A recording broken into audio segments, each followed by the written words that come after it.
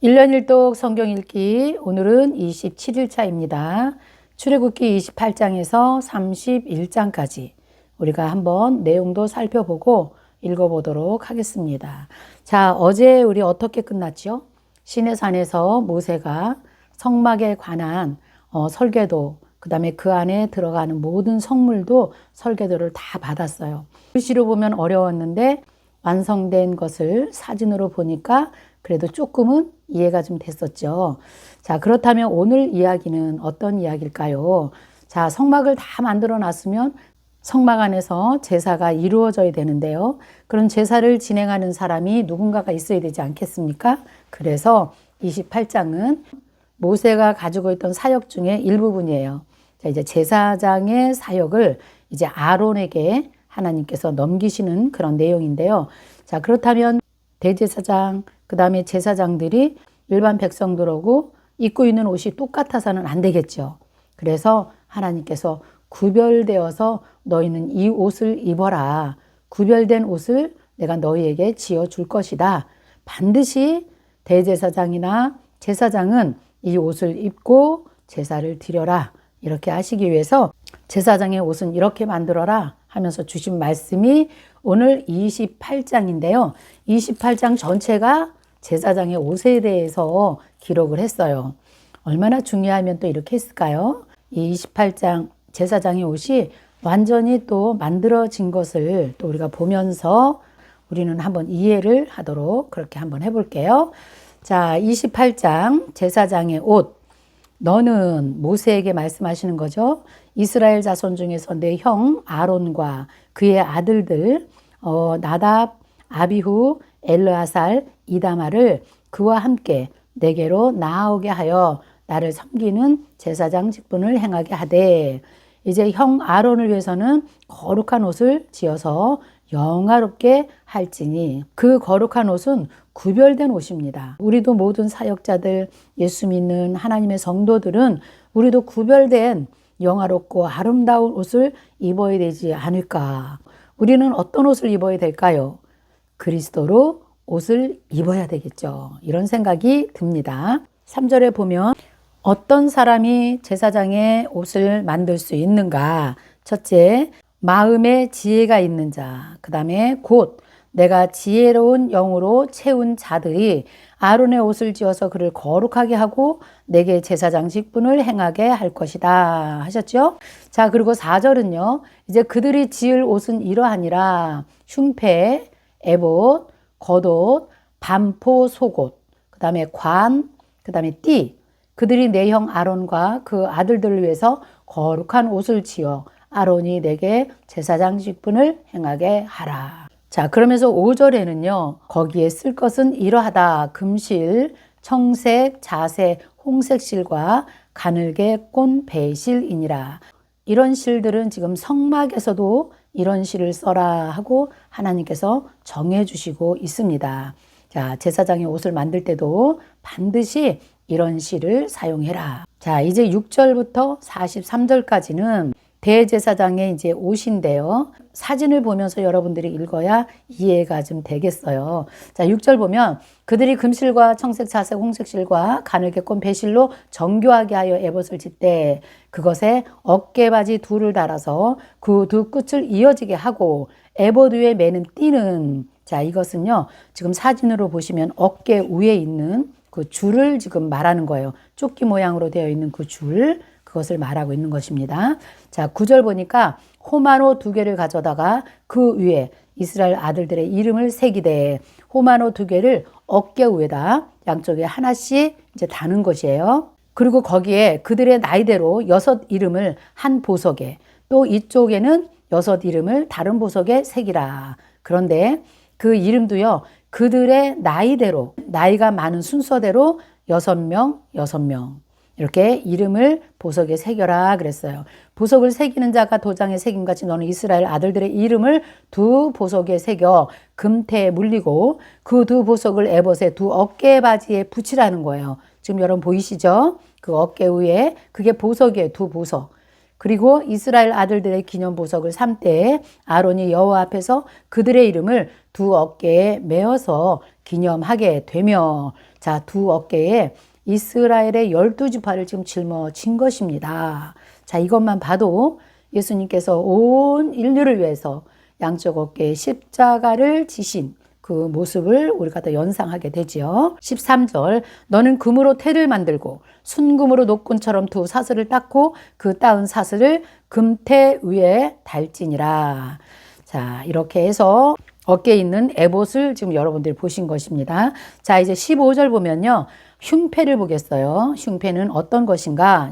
흉패를 볼게요. 15절. 너는 판결 흉패를 에봇 짜는 방법으로 금실과 청색, 자색, 홍색 실과 가늘게 꼰 배실로 정교하게 짜서 만들되 길이와 넓이가 한 뼘씩 두 겹으로 네모 반듯하게 하고 그것에 뇌줄로 보석을 물리되 첫 줄은 홍보석, 황옥, 녹주옥, 둘째 줄은 석류석, 남보석, 홍마노요, 셋째 줄은 호박, 백노마, 자주성이요, 넷째 줄은 녹보석, 호마노, 벽옥으로 다 금태를 물릴지니라. 여러분 보이시죠? 사진. 그 가슴에 그 정사각형으로 되어 있는 거 있죠? 그 12지파. 가슴에 보석이 달린 그 부분을 지금 이야기하고 있는 거예요. 자, 21절. 이 보석들은 이스라엘 아들들의 이름대로 12이라. 보석마다 12지파에 한 이름씩 도장을 새기는 법으로 새기고, 이렇게 해서 이제 흉패에 12지파 이름을 새겨서 이 보석을 붙였다는 거예요. 이해가 되시죠? 그런데 이제 29절에 보면 아론이 성소에 들어갈 때는 이스라엘 아들들의 이름을 기록한 이 판결 흉패를 가슴에 붙여서 여호와 앞에 영원한 기념을 삼을 것이니라. 성소에 들어갈 때는 반드시 이 옷을 입고 가라, 이렇게 말씀하셨고요. 30절 보면 우림과 둠빔에 대해서 이제 나오네요. 판결 흉패 안에 이것을 넣으라고 이렇게 말씀하세요. 그의 가슴에 붙이게 하라. 아론은 여호와 앞에서 이스라엘 자손의 흉패를 항상 그의 가슴에 붙일지니라. 여기서 중요한 것은 우림과 둠빔을 또 얘기해요. 그것을 그 안에다 집어넣어라 그랬어요. 왜 그랬을까요? 첫 번째는 백성들을 판결할 때나 또 하나님께 중요한 일을 물을 때, 또 제비뽑기를 할 때 그것을 사용했다, 이렇게 기록에 나와 있습니다. 그 다음에 이제 31절부터는 제사장의 또 다른 옷이 있다는 거예요. 이거 말고 지금 사진에서 보는 것처럼 푸른색, 그 다음에 흰색 속에 받쳐 입는 옷을 또 이제 설명하고 있네요. 31절, 너는 에봇 받침 겉옷을 전부 청색으로 하되 두 어깨 사이에 머리 들어갈 구멍을 내고 그 주위에 갑옷 깃같이 깃을 짜서 찢어지지 않게 하고 그 옷 가장자리로 돌아가며 청색, 자색, 홍색 실로 석류를 수놓고 금방울을 간격을 두어서 그 옷 가장자리로 돌아가며 한 금방울, 한 석류방울, 하나는 금방울, 하나는 석류방울, 맨 아래 푸른 옷 그 끝에 이렇게 방울을 달아라, 이렇게 지금 말씀하고 있는 거죠. 그래서 우리가 옷을 보면 그 파란색 옷 아래 거기에 지금 금방울과 석류방울이 지금 달려 있는 것입니다. 이제 35절 같은 경우는 여러분 잘 들어보세요. 이게 지금 해석이 어떻게 되었는지 우리가 기존에 알고 있던 거하고 이제 틀려요. 제가 이제 교정을 한번 해드릴게요. 35절은 아론이 입고 여호와를 섬기러 이걸 입고 성소에 들어갈 때와 성소에서 나올 때에 그 소리가 들릴 것이다. 그리하면 죽지 아니하리라. 이 금방울, 석류방울을 다른 그 옷을, 대제사장 옷을 입고 이제 1년에 한 번 지성소 안으로 이제 들어갈 거 아닙니까? 그럴 때 대제사장이 지성소에 들어갈 때 발목에다 줄을 매가지고 간다고, 그렇게 이제 우리나라에서 이제 알고 있어요. 그래가지고 소리가 안 나면 죽은 대제사장을 밧줄로 이제 끌어낸다, 이런 말이 있어서 우리는 항상 이렇게 이제 알고 있었거든요. 그런데 성경에 그런 말이 절대 나오지가 않아요. 성경은 그렇게 말하고 있지 않는 정확한 정보가 성경에 많이 있습니다. 근데 어떻게 해서 그런 얘기가 나왔는지 모르겠어요. 너희가 들어갈 때 이 옷을 입으면 소리가 딸랑딸랑 이제 난다는 거죠. 그리하면 그가 죽지 아니하리라. 하나님께서 반드시 이 옷을 입고 들어가라, 그것을 강조하기 위해서 말씀하신 건데요. 밧줄을 메고 들어갔다는 소리는 성경에 없는 것이에요. 그러니까 여러분들도 그렇게 알고 있으면 그걸 교정하시도록 하세요. 다음에 제가 자세히 설명해 드리겠습니다. 자, 36절. 너는 또 순금으로 패를 만들어서 도장을 새기는데 그 위에 새겨서 여호와께 성결이라 하고 그 패를 청색 끈으로 관 위에 매되 곧 관 전면에 있게 하라. 38절. 이 패를 아론의 이마에 두어서 그가 이스라엘 자손이 거룩하게 드리는 성물과 관련된 제책을 담당하게 하라. 그 패가 아론의 이마에 늘 있으므로 그 성물을 여호와께서 받으시리라. 이렇게 말씀하신 것이에요. 앞에 여호와께 성결, 굉장히 중요한 말씀이죠. 이것은 대제사장에게만 하나님께서 주시는 아주 특권이죠. 이 여호와께 성결이란 패를 앞에 붙이면서 이제 하나님 앞에 나가 예배를 드릴 수 있는 자격도 이제 얻게 되는 것이죠. 자, 그 다음에 이제 39절은요, 이제 그 가는 배실로 그 하얀색 속옷도 짜고, 그 다음에 머리에 쓰는 그 하얀 모자요, 그 관도 만들어라. 40절. 너는 아론의 아들들을 위해서 속옷을 만들며 그들을 위하여 띠를 만들고 그들을 위해서 관을 만들어 영화롭게 아름답게 하되 너는 그것들로 내 형 아론과 그와 함께한 그의 아들들에게 입히고 그들에게 기름을 부어서 위임하고 거룩하게 하여 그들이 제사장 직분을 내게 행하게 할지며 또 그들을 위해서 배로 속바지를 만들어서 허리에서부터 넓적다리까지 이르게 하여서 하체를 가리게 하라. 이것은 여러분 사진에서 보면 맨 왼쪽에 있는 그냥 하얀 옷을 입고 있는 거 있죠? 이 옷을 말하고 있는 거예요. 아론의 아들들이 입는 옷입니다.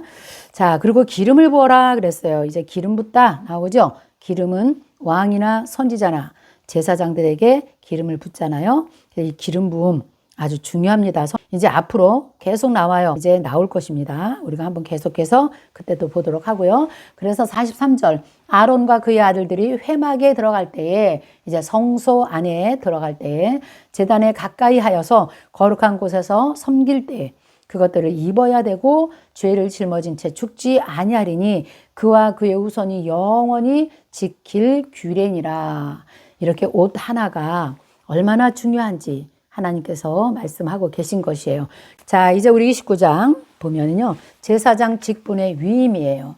자, 이제 성막이 완성되어서 이제 이렇게 제사장 옷도 이제 다 만들었다면, 그 다음에 실제로 제사장이 이 일을 한번 해봐야 되지 않겠어요? 하나님의 질서 대단하십니다. 그냥 막 하는 게 아니에요.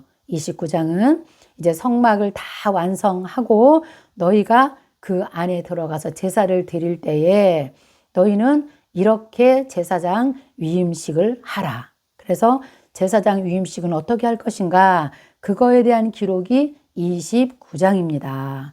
참 중요해요. 그래서 제가 한번 정리를 해봤는데요. 1절에서 3절까지는 제물을 준비하라 그래요. 제사장들도 반드시 제사를 드리고, 왜냐하면 제사장들도 죄인이거든요. 그래서 먼저 하나님 앞에 제사 드리기 전에 자신부터 하나님 앞에 제사를 드려요. 제사를 드릴 때 어떤 것을 제물로 준비해야 되는가? 29절에 보니까 어린 숫소 하나와 흠없는 순양 둘을 준비하라 이렇게 말씀하시죠. 그리고 4절에 보면 너는 아론과 그의 아들들을 회막 문으로 데려다가 물로 씻기고, 이것은 뭐예요? 물두멍에서 깨끗하게 손과 발을 씻고, 그 다음에 세 번째는 의복을 가져다가, 우리가 아까 말한 그 제사장 옷을 가져다가 아론에게 속옷과 에봇 받침 겉옷과 에봇을 입히고 흉패를 달고 에봇에 정교하게 짠 띠를 띠게 하고 그의 머리에 관을 씌우고 그 위에 거룩한 패를 더하고 관유를 가져다가 그의 머리에 붓고, 참 차례차례 정말 정확하게 써주셨네요. 그리고 나서 이제 제사를 드리는데요. 속죄제, 번제, 화목제를 드리도록 이렇게 하나님께서 말씀하십니다. 자, 9절 보면 아론과 그의 아들들에게 띠를 띄우고 간을 씌우고 그들에게 제사장의 직분을 맡겨서 영원한 규례가 되게 하라. 너는 이같이 아론과 그의 아들들에게 위임하여 거룩하게 할지니라. 이제 10절은 실전이에요. 그 송아지에게 안수하고 그 송아지를 잡아요. 자, 봅시다. 10절. 너는 수송아지를 회막 밖으로 끌고 나가서 아론과 그의 아들들은 그 송아지의 머리에 안수할지며. 반드시 안수를 해야 돼요. 대제사장이라고 제사장이라고 그냥 하는 게 아니고요. 가지고 온 그 제물에 자기가 안수를 해야 돼요. 그래서 그 죄가 그 제물에게 전가되는 거예요. 옮겨지는 거예요. 그래서 반드시 본인이 안수를 해야 되는 것입니다. 그래서 11절에 이 제사장들도 너는 회막문 여호와 앞에서 그 송아지를 잡아라. 12절 그 피를 내 손가락으로 제단 뿔들에게 바르고 번제단에 4개의 뿔이 있었죠. 그 뿔에 그 피를 전부 다 바르고 제단 밑에 나머지는 쏟아라. 13절 내장이 덮인 모든 기름과 간 위에 있는 커플과 두 콩팥과 그 위에 기름을 가져다가 제단 위에 불사르고 그 수소와 고기와 가죽과 똥을 짐 밖으로 불사르라. 이는 속죄제니라. 속죄제를 이렇게 드린다는 거예요. 그래서 이제 짐 밖으로 나가서 다 불사르게 하는 것, 이것이 나중에 예수님의 고난을 의미하기도 합니다. 이 말씀을 가지고 히브리서 13장에 보면 히브리서 기자가 정말 똑같이 이걸 또 해석을 해놨어요. 우리 잠깐 보고 갈까요? 히브리서 13장 11절 12절 한번 볼까요? 이는 죄를 위한 짐승의 피는 대제사장이 가지고 성소에 들어가고 그 육체는 성문 밖에서 불사를지라. 그러므로 예수도 자기 피로써 백성을 거룩하게 하시려고 성문 밖에서 고난을 받으셨느니라. 아멘. 이렇게 히브리서에 해석해 놓은 것을 본다면 정말 성막 안에서 이루어지는 이 제사법 하나하나가 전부 다 예수 그리스도라는 것을 우리가 정확하게 볼 수가 있다는 것이죠. 15절, 16절, 17절, 18절은 번제는 무엇이 다르냐면 조각조각 각을 뜬다는 것이 다릅니다. 아까 그 속죄제와 8절 보면 그 순양 전부를 제단 위에서 불사르라. 이는 여호와께 드리는 번제요. 이는 향기로운 냄새니 여호와께는 화제니라. 번제는 그 짐승을 다 태워서 하나님께 드리고 하나님께 향기로운 냄새 이것을 올려드리죠. 20절 너는 그 순양을 잡고 그의 피를 가져다가 아론의 오른쪽 귓뿌리와 그의 아들들의 오른쪽 귓뿌리에 바르고 그 오른손 엄지, 오른발 엄지에 그 피를 제단 주위에 뿌리고. 이것도 굉장히 의미 있어요. 중요한 부분이죠. 귀는 이제 제사장들은 언제나 바른 소리를 듣고 좋은 소리만 듣고 오른손 엄지 행하는 모든 것들 하나님의 일을 잘 수행하기를 원하고 오른발 엄지 죄의 길에 가지 않고 언제나 거룩한 장소에 있기를 원하는 그런 내용으로 하나님께서 이렇게 말씀해 주시고 계시네요. 자, 21절 보면 제단 위에 피와 관유를 가져다가 아론과 그의 옷과 그의 아들들과 그의 아들들의 옷에 뿌리라. 그와 그의 옷과 그의 아들들과 그의 아들들의 옷이 거룩하게 되리라. 자, 옷에 피를 뿌리는 것이에요. 자, 이것도요. 계시록 19장 13절, 14절에 보면 예수님의 피 뿌린 옷을 입었는데 이렇게 나와요. 옷에 피를 뿌렸어요. 피 묻은 옷이죠. 예수님이 피 뿌린 옷을 입었다. 그런데 그 이름이 하나님의 말씀이라. 그래서 피 뿌린 옷을 입은 자들은 하나님의 말씀을 입고 있는 자들이다. 이렇게 해석할 수 있겠죠. 그래서 오늘 저와 여러분이 오늘도 말씀의 옷을 입고 있어요. 우리가 예수님의 피 묻은 옷을 입고 있다. 이렇게 우리가 해석하면 될 것 같습니다.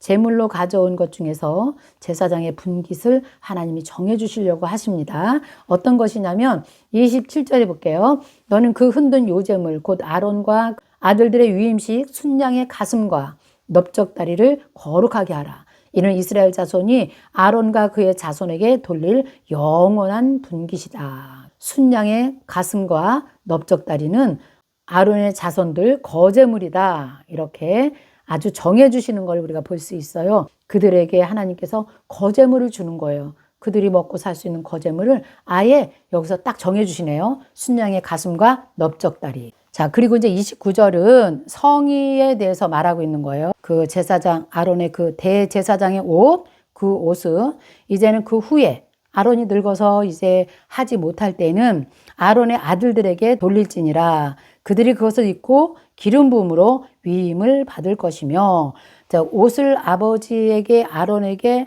물려받는데도요. 기름 부음의 위임식을 하라는 거예요.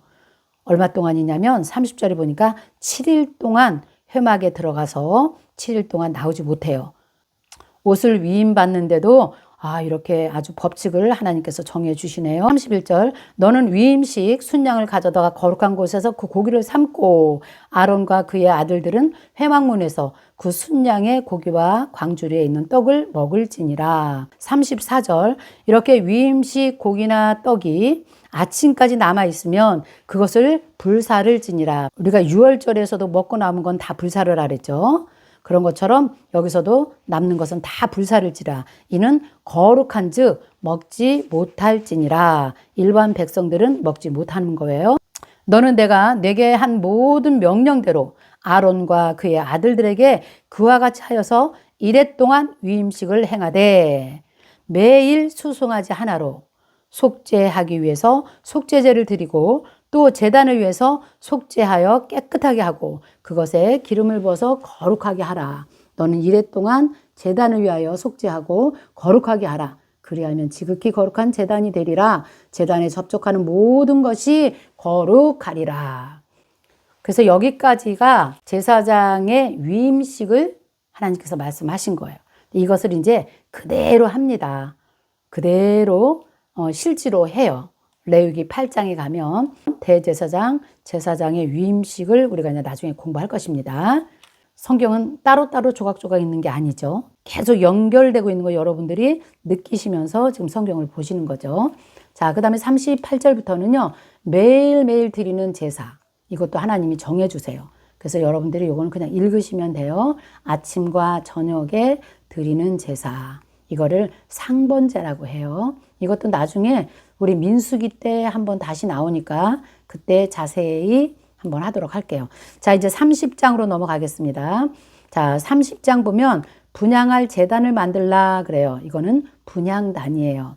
어제 우리가 읽은 거기에는 다른 것은 거의 다 있는데 분향단하고 물두멍이 없었어요. 근데 오늘 하나님께서 그거를 주시네요. 30절 그 내용입니다. 분향단 너희는 이렇게 만들어라.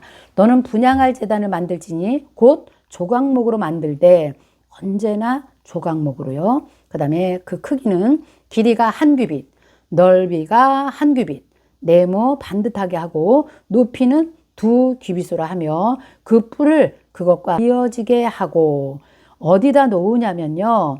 언약궤 바로 앞에요. 자, 이제 언약궤는 커튼을 쳐놓고 커튼 안에 언약궤가 있잖아요. 그 커튼 바깥에 마주보게 두라고 하나님께서 말씀을 하시네요. 그리고 4절에 보면 언제나 이것을 맬 수 있는 채를 꼭 거기다 꽂아 놓아라. 이건 아주 명령이셨어요. 왜요? 메고 가야 된다 그랬죠. 네, 그래서 항상 꽂아 놓아라. 그렇게 했고요. 6절에 나오죠. 이제 어디에 두어야 될 것인가? 6절에 잘 나와 있습니다. 그리고 7절 아론이 아침마다 이 위에 향기로운 향을 사르되 등불을 손질할 때마다 살을 지니라. 아론이 이제 아침마다 그 금등대의 불도 점검하고 꺼지지 않게 점검하고요. 그 다음에 요 분향단의 향도 꺼지지 않게 계속해서 점검하라 말씀하시죠. 8절 또 저녁 때에 등불을 켤 때에 살을 지니 이 향은 너희가 대대로 여호와 앞에 끊지 못할 것이다. 분향단의 향도 계속 끊어지면 안 돼요. 계속 피워지는 거예요. 이것을 계시록 5장 8절에 보면 이 분향단의 향이 성도의 기도니라 이렇게 나와요. 그 다음에 이제 11절에 보면요. 회막에서 쓰는 속전이 있어요. 속전에 대해서 나오는데 이 속전은 12절에 보면 이제 생명의 속전도 여호와께 반드시 너희가 드려라. 그럴 때 너희 중에 질병을 없게 할 것이다. 이렇게 했는데요. 그 속전은 죄를 사해 주신 하나님에 대한 그런 감사의 헌금, 예물이라고 생각하면 되고요. 그 생명의 속전은 20세 이상 이스라엘 남자들에게 반세겔로 하나님이 딱 책정해 주세요. 그 다음에 15절 너희의 생명을 대속하기 위해서 여호와께 드릴 때에 부자라고 해서 반세겔에서 더 내지 말고 가난한 자라고 해서 덜 내지 말아라. 우리가 부자라고 하나님께 더할 것도 아니고 가난하다고 덜 낼 것도 아니에요. 부자나 가난한 자나 빈부귀천할 거 없이 하나님은 우리에게 동일하게 우리에게 구속의 은혜, 구원의 은총을 허락해 주셨다는 그런 말씀으로 우리가 해석을 하면 참 좋을 것 같아요. 16절은 너는 이스라엘 자손에게 속전을 취해서 회막 봉사에 쓰라. 이것이 여호와 앞에서 이스라엘 자손의 기념이 되어서 너희의 생명을 대속하리라. 이 속전은 그래서 제사장들에게 바쳐지는 그런 또 예물이 되기도 합니다. 자, 이제 17절 보니까 이제 물두멍이 이제 나오네요. 여호와께서 모세에게 말씀하여 이르시되 너는 물두멍을 노수로 만들고 그 받침도 노수로 만들어 씻게 하되 그것을 회막과 제단 사이에 두고 그 속에 물을 담으라 그랬어요. 그래서 물두멍은 여러분 이것도 너무 중요해서 넘어갈 수가 없는데요.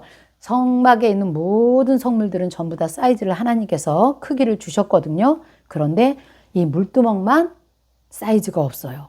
놀랍죠. 이제 22절부터 33절까지는 관유에 대한 그런 규칙을 하나님 또 세워주세요. 이 관유는 성막의 모든 기구와 제사장들에게 발라주는 기름이에요. 하나님의 것이다. 이것을 인쳐주는 것을 관유를 바른다. 이렇게 우리가 해석을 하면 됩니다. 근데 이 관유는 사람들이 함부로 만들지 못하게 했어요. 이것을 만들고 너희가 마음대로 붓고 그러면 너희는 이 백성 중에서 끊어지리라. 그래서 아주 거룩한 기름, 하나님께서 거룩을 나타날 때, 구별할 때 바르는 기름이다. 이렇게 생각하시면 되고요. 34절에서 38절까지는 이제 향에 대해서 이제 나오는데요. 그 향은 분향단에 피우는 향이에요. 그것을 향을 만들 때 향 만드는 방법대로 만들고 그것에 소금을 쳐서 성결하게 하라. 반드시 거기에 소금을 치도록 했습니다. 이것도요. 37절 너희들 마음대로 만들지 말라. 18절 냄새를 맡으려고 이 같은 것을 만드는 자는 모든 자는 그 백성에게서 끊어지리라. 이렇게 하라 다 주셨어요. 그렇다면 이제 어떻게 해야 될까요? 이것을 만들 사람이 있어야 되지 않겠습니까? 그래서 하나님이 성막의 모든 기구를 만들 사람도 지명해 주시는 거, 그걸 보는데요. 그것이 31장입니다. 훌의 손자요 우리의 아들인 부살렛을 지명하여 부르고 하나님의 영을 그에게 충만하게 하여서 지혜와 총명과 지식과 여러 가지 재주로 정교한 일을 연구해서 금과 은과 노수로 만들게 하고 보석을 깎아 물리고 여러 가지 기술로 나무를 새겨 만들게 하리라. 그 다음에 두 번째 사람은요. 6절 내가 단지파 아히사막의 아들 오홀리압을 세워서 그와 함께 하게 하여서 지혜로운 마음이 있는 모든 자에게 내가 지혜를 주어서 그들이 내가 너에게 명령한 그 모든 것을 다 만들게 할 것이다. 두 명을 지명하시죠. 부살렛과 오홀리압을 지명하십니다. 7절, 8절, 9절, 10절, 11절 뭐 이런 거 전부 다 지금까지 하나님께서 보여주신 모든 것들 제사장의 옵까지 이 모든 것들을 그들이 리더가 되어서 이제 백성들과 함께 이제 하겠다는 거죠. 11절 관유와 성소와 향기로운 향이라 물은 내가 내게 명령한 대로 다 만들지니라. 이제 말씀하신 모든 것을 그들을 대표로 해서 너희가 만들어라. 이렇게 지금 말씀하시는 거고요. 이제 마지막 12절에서 17절까지는 다시 한번 강조하시네요. 안식일에 대해서. 너는 이스라엘 자손에게 말하여 이르기를 너희는 나의 안식일을 지키라. 이는 나와 너희 사이에 너희의 대대의 표징이니 나는 너희를 거룩하게 하는 여호와인 줄을 너희가 알 것이다. 15절 여호와께 거룩한 것이다. 16절 대대로 영원한 언약을 삼을 것이다. 이는 나와 이스라엘 자손 사이의 영원한 표징이며 나 여호와가 엿새 동안 천지를 창조하고 일곱째 날에 일을 마치고 쉬었다. 그래서 쉼도 있지만 안식일은 거룩한 날이다. 18절 여호와께서 시내산에서 이 모든 말씀을 다 마치시고 증거판 둘을 모세에게 주시니 이는 돌판이요 하나님이 친히 쓰신 것이었더라. 아멘. 요약하면 10계명이 될 수 있겠죠. 너무너무 감사하죠. 자, 오늘도 여러분 예수님의 피 묻은 옷을 입고 말씀으로 살아내는 저와 여러분이 되시기를 바랍니다. 내일은요, 아주 유명한 금송아지 사건을 우리가 함께 읽어보도록 하겠습니다. 감사합니다. 안녕히 계세요.